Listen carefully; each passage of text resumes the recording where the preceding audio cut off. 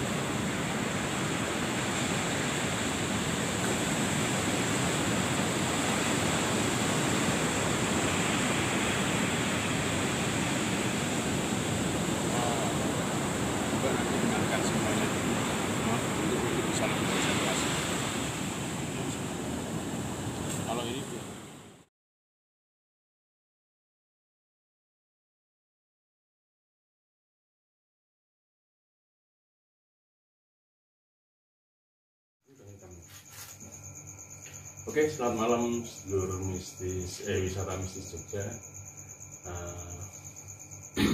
Sudah kabar kurang iman Enggak kedengeran ya. Iya, Bu. Satu dua tiga S. Nah, aku ngomong banget sih mudah kedengeran. Ya wis lah, Bu. Operator tidak. Enggak suka-suka ya. Oke. Selamat malam sedulur wisata mistis JK. Ini tadi setelah kita berusaha menelusuri atau komunikasi dengan hal gaib, tadi kami beserta teman-teman, ya ini dari ini dengan Mang Zul dan Mas Abdul beserta kameramen dari tim wisata mistis Jogja yaitu Mas Samsul. Setelah kita tadi kegiatan pertama itu ngelarung benda gaib yang auranya bersifat negatif, terus kita melakukan kegiatan kedua yaitu mencoba untuk kita bisa berkomunikasi dengan penunggu pantai selatan. Memang ini beda dengan yang lain, video-video yang lain. Yang ini kami mengajak teman-teman ini untuk yang notabene teman-teman ini masih awam, masih belum tahu tentang hal-hal yang seperti itu, tapi teman-teman masih punya keinginan untuk berkomunikasi. Nah, nanti teman-teman bisa sedulur wisata mistis Jogja bisa menyaksikan kesaksian dari teman-teman ini dan bisa mungkin dari mereka akan berbeda-beda pendapatnya. Nah, nanti silahkan menyaksikan liputan kami ini. Mungkin dari saya akan mengambil dari Mang Zulkarnain dulu. Nah, mungkin Mang Zulkarnain ada tadi kejadian apa, terus apa yang dirasakan selama berinteraksi dengan di pantai tadi, Pantai Parangkusumo tadi, apa yang dirasakan bisa dijelaskan, Mang?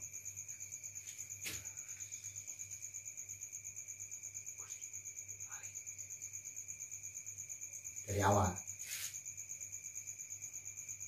saya tadi pertama itu merasakan ada angin dari belakang. Setelah itu terus mencium bau wangi. Setelah itu saya dalam bayangan saya itu ada kebun seperti kebun teh hijau dan sampingnya tebing, terus jalannya memanjang. Setelah itu saya melihat bayangan itu lorong terbuat dari batu. Terus sekilas ada bayangan 3 kakek bergantian.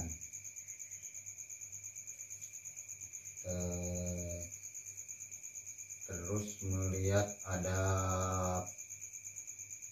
patung terbuat dari batu warnanya putih, itu bermacam-macam hewan, ada anjing, ada kambing, terus ada bayangan yang menakutkan juga. Itu ya bayangannya menakutkan, mungkin seperti kuntilanak apa gitu. Udah, itu yang saya lihat di bayangan tadi seperti itu. Terus mungkin bisa dijelaskan, adakah rasa takut yang menghampiri Mang Zul tidak ada rasa takut.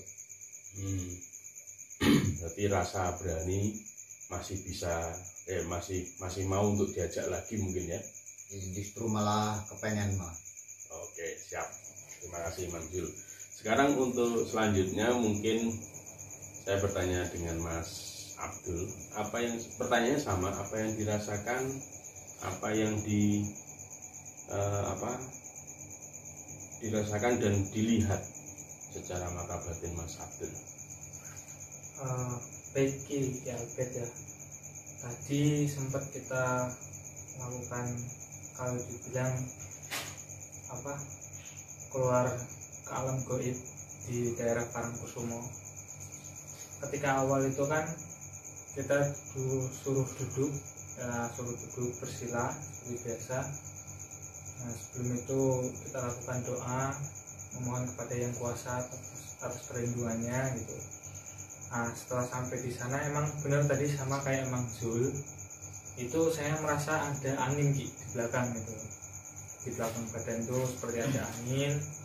Nah, terus lama kelamaan setengah badan ini terasa kayak tidak di atas pasir, seperti mengambang gimana gitu kan. Setengah badan itu berawal sekitar ya baru 2 menit duduk langsung mulai seperti itu. Dilatih lagi kefokusannya. Terus tadi ditanya sama Ki Albert kan dengar suara kereta atau tidak. Nah, itu saya mendengar. Memang itu di depan sebelah kiri itu mendengar kayak suara kereta kayak kencana atau tipa kuda yang berjalan. Tapi itu hanya sekilas.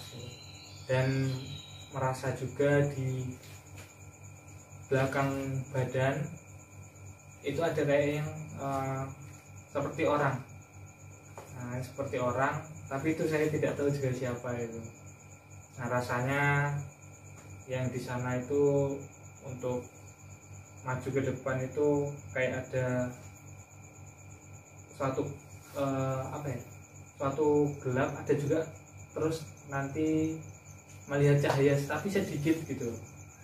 Ada melihat cahaya sedikit, ada terus gelap gitu. Itu yang sedikit dirasain. Berarti dari Mas Abdul tidak menemui sebuah bangunan, bentuk atau gimana, nggak menemui Mas? Kalau bangunan atau bentuk itu saya nggak menemui. Cuman kalau ketika tadi udah dibuka matanya, nah air laut itu memang berbeda kan. Nah, dari sanalah saya udah mulai terasa, dan dibuka kok seperti ada jalan di sebelah sana. Nah, ketika dimasukin lagi itu malah lebih dalam, kayaknya sepertinya entah itu ada cahaya paling pojok di sana. Nah, itu setelah dibuka matanya tadi. Oke, mungkin sebelum wisata mistis Jogja, dari 2 teman saya ini memang berbeda pendapatnya. Nanti belum dari Mas Samsul, ya ini memang benar-benar ini nyata, tidak ada unsur rekayasa dan lain sebagainya. Mereka mengalami sendiri apa yang diceritakan kepada sedulur mistis Jogja itu, wisata mistis Jogja itu memang apa yang dialami oleh mereka. Nah, sekarang saatnya kita mendengarkan kesaksian dari sang kameramen. Jadi memang beliau tadi tidak muncul, tapi ketika dia merekam kegiatan aktivitas kami, Mas Samsul ini juga merasakan energi yang sangat luar biasa. Mungkin sedulur wisata mistis Jogja akan mendengarkan sendiri. Monggo Mas Samsul. Baik, terima kasih atas waktunya untuk menyampaikan beberapa hal mengenai jalan-jalan malam ini ya. Jadi ada beberapa hal yang aneh, hal yang tidak kita duga tapi nyata. Nah, yang pertama yaitu saya melihat dalam keadaan laut itu masih seperti terang, lebih jelas. Nah, di situ ketika dua teman ini sedang jalan-jalan, nah saya melihat di tengah laut itu ada sebuah segitiga hitam. Nah, sebelum Ki Albert itu menyuruh untuk melihat fokus di depan, nah itu saya sudah melihat bahwasanya besar, bentuknya segitiga. Nah, itu yang pertama. Yang kedua itu disuruh untuk fokus lagi, lurus ke depan, sampingnya segitiga itu hitam, itu ada sebuah pohon besar, bentuknya dari bawah itu kayak akar ya. Nah, gini. Habis itu pohonnya tuh daunnya tuh lebar sekali, seperti ya hampir kayak pohon beringin, tapi bentuknya beda. Atasnya tuh lurus gini kayak atap gitu. Terus kemudian yang ketiga, sebelum menginjak ke gerbang lorong itu saya merasakan bau wangi yang nyegrak, wangi sekali kayak bunga kasturi. Nah, itu wangi, harum. Nah, itu saya bilang, Ki, ada yang datang, bau wangi. Nah, itu Ki Albert mencari di mana. Nah, ya, ternyata itu pas di belakang saya, di samping saya, di belakangnya dua teman saya ini, itu ternyata ratu, itu adalah ratu kidul. Nah, itu, nah ketika tahu ada di posisi kanan saya, itu saya agak mundur, agak menyamping. Nah, gitu. Dikarenakan takut. Bukan takut, karena beliau itu berkomunikasi ya, masa saya tutupi gitu kan. Nah, jadi saya agak mundur. Kalau untuk rasa takut sih enggak. Kalau pas waktu itu emang tadi wangi banget jadi ya, wangi sekali. Itu 2 kali, saya bau wangi itu 2 kali. Yang pertama bilang, setelah itu lihat yang lorong, yang kanan kirinya itu pohon, cuma itu lebih samar-samar sih, lebih samar-samar. Nah, kemudian bau lagi datang, beliau datang lagi. Nah, tapi dalam kondisi itu, kondisi laut sudah mulai bukan terang lagi, tapi seperti ada kabut yang sangat tebal. Terus ada ya cahaya yang beda gitu ya. Mungkin itu saja yang saya sampaikan, karena saya tidak mengikuti perjalanan, tapi saya melihat sendiri dengan mata kepala saya. Dengan itu ya bahwasanya sisi gaib itu ada gitu. Sisi dunia lain itu ada gitu. Terima kasih ya. Baik, sedulur wisata mistis Jogja, tadi sedulur juga sudah mendengar kesaksian dari teman-teman atau tim dari wisata mistis Jogja.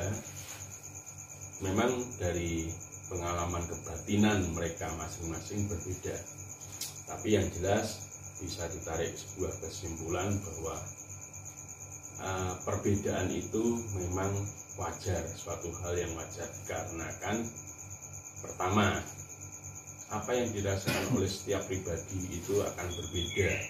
Yang kedua, mental yang di dalam diri mereka pribadi juga akan berbeda. Ada yang punya rasa takut, ada yang punya rasa berani, ada yang punya rasa bingung antara takut dan berani. Nah, mungkin suatu saat next time akan lebih peka lagi, akan lebih berani lagi, dan mungkin akan lebih pasrah dan ikhlas. sampai ketakutan itu tidak ada. Nah, setelah itu tadi teman-teman saya ini sudah mencoba sampai akhirnya kurang lebih jam 2 pagi, 2 malam lah ya, itu saya mendapat bisikan goib itu bahwa kita harus cepat pulang. Saya dan tim harus segera pulang. Nah, ternyata benar apa yang terjadi, ombak langsung begitu besar. Makanya kita langsung mundur, atur. Terus kami sempat berhenti dulu di sebuah tempat untuk ibaratnya seperti ya istirahat dulu lah. Tapi mungkin karena kita sudah dipesan untuk langsung segera keluar dari wilayah Parangkusumo, tapi mungkin kita setengah kita pengen istirahat dulu. Tiba-tiba satu komplek Parangkusumo sampai di perbatasan jembatan Kretek mati lampu. Itu suatu hal yang luar biasa bagi teman-teman dan saya, karena memang pesan dari Bunda Ratu Pantai Selatan memang harus benar-benar dipahami. Nah, akhirnya kami putuskan untuk kegiatan di Pantai Parangkusumo kita akhiri. Mungkin bagi sedulur wisata mistis Jogja ada juga yang mau ikut bergabung seperti teman-teman ini tadi, nanti bisa like dan komen, dan tentunya jangan lupa subscribe gitu. Bagi teman-teman atau teman-teman yang mau ikut gabung dari sedulur wisata mistis punya teman, silahkan nanti komen di YouTube kami akan membalasnya. Oke, untuk satu kata terakhir, pesan buat saya, jangan mudah untuk menghiraukan situasi yang membuat kita lupa. Tapi yang jelas, apa yang menjadi keinginan dari hatimu harus kamu laksanakan. Sesuai dengan apa yang terjadi ke kita, rasa takut itu akan kalah dengan rasa ikhlas kita. Oke, selamat malam sedulur wisata mistis Jogja. Akhir kata, wassalamualaikum warahmatullahi wabarakatuh.